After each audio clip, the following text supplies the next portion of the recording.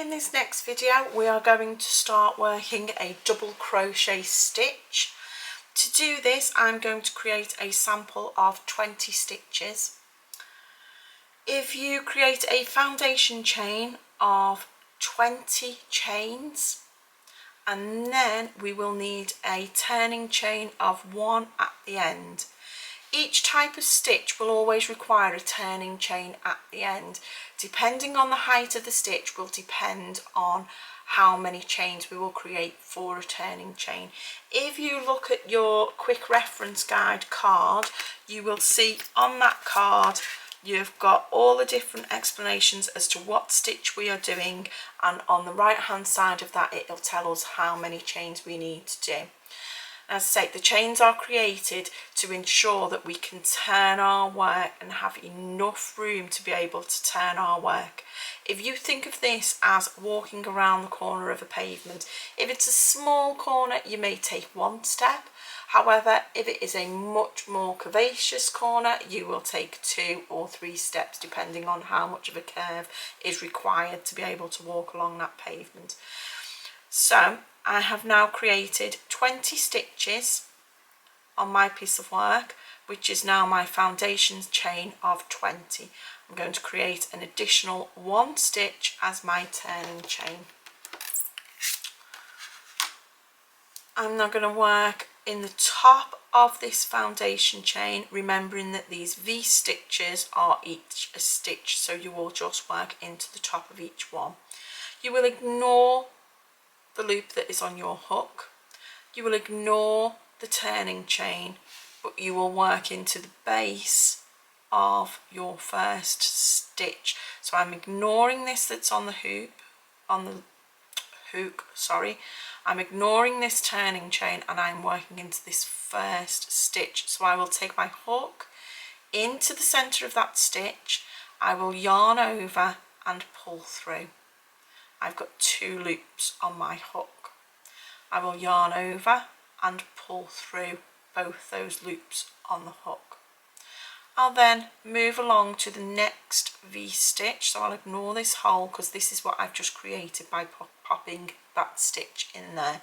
I will move into this next V stitch, hook in, yarn over, pull through, yarn over, pull through the 2 loops on your hook. Into your next stitch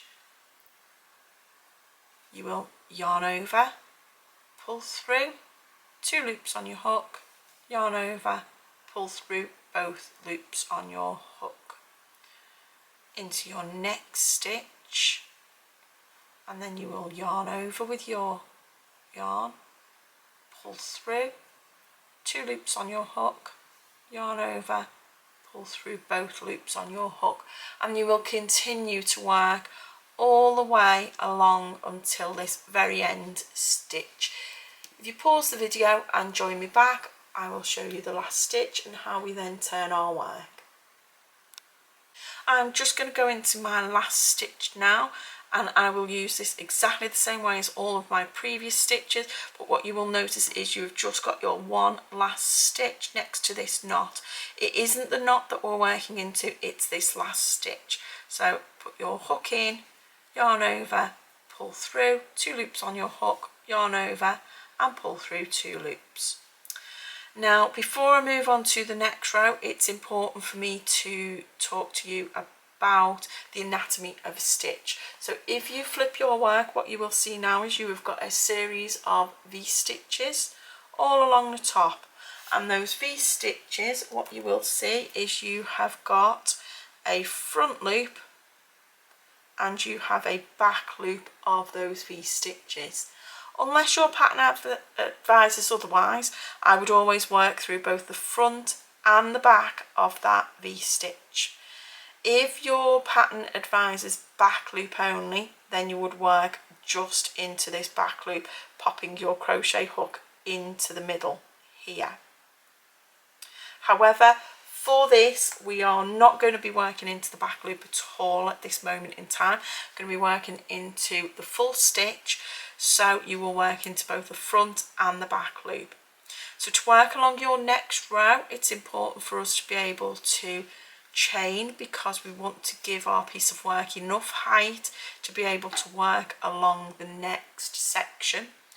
You can add your chain at the end of your stitches, or you can add it at the beginning of your next row.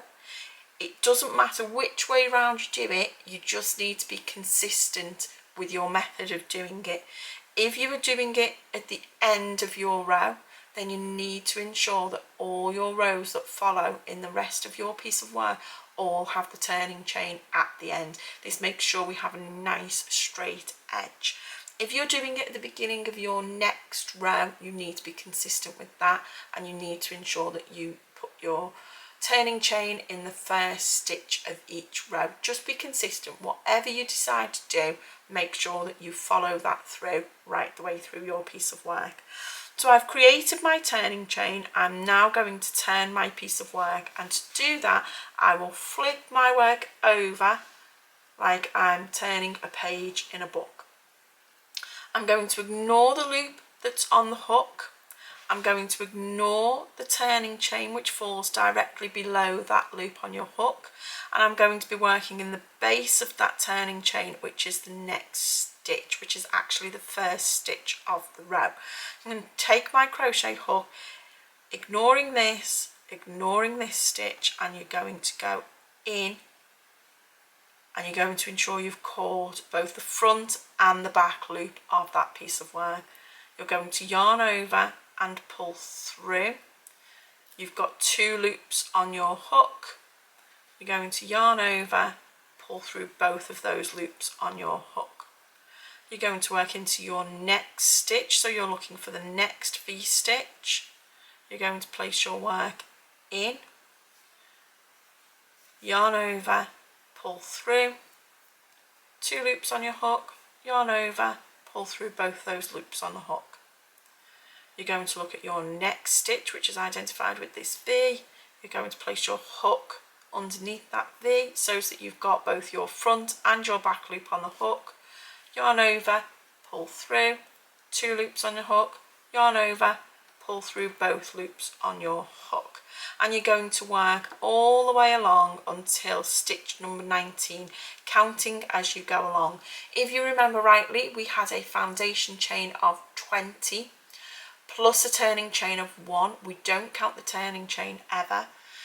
What we do is we count the stitches, so you should still get to a point where you have 20 stitches, because that's what we started off with, was 20 stitches. Work your way all the way along to the end to stitch number 19. Join me back and I'll show you how to address stitch number 20. I've now created my 19 stitches, and I'm just going to double check that. So I'm removing my hook, but I am stretching my working yarn so that the loop is quite big, so that it doesn't start unraveling on me. So I've removed my crochet hook, and where this loop is, I'm going to start from this first stitch identified by the V. So this is stitch number 1, and I'm going to count backwards to see I've got 19 stitches. So 1, 2, 3, 4, 5, 6, 7, 8, 9, 10, 11, 12, 13, 14, 15, 16, 17, 18, 19 just took there.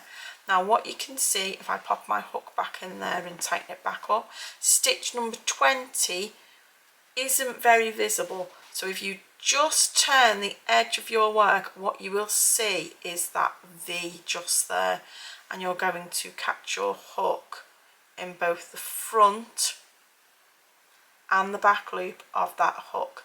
If you struggle getting your crochet hook in, use the hook part to actually catch it. If you still struggle getting your work into both the front and the back, then I have a tendency to use my nails just to be able to get the hook in properly. And this is why your tension is so important, to make sure that it's a little bit looser. So what you will see, you've got your front loop and your back loop. You will yarn over, pull through, oops, try that again, so in, front and back loop, yarn over, pull through, 2 loops on your hook, yarn over, pull through both loops on your hook. And again, just like before, I am going to create a foundation chain. I'm going to create a turning chain. So the turning chain, because I created that on my last row at the very end, I'm creating it on the very end again on this row. I'm going to turn my work. I'm going to ignore what's on the hook. I'm going to ignore the turning chain, and I'm going to work in that next stitch in through both of those front and back loop, yarn over, pull through, 2 loops on my hook, yarn over, pull through 2, into my next stitch, yarn over, pull through, yarn over, pull through the 2 loops on my hook, and I'm going to continue working that all the way along to the end, and that is your double crochet. Hope you've enjoyed that. Please feel free to share any pictures that you've got of your double crochet, and please tag me in those, and then I shall meet you on my next video where we will start working a half treble crochet.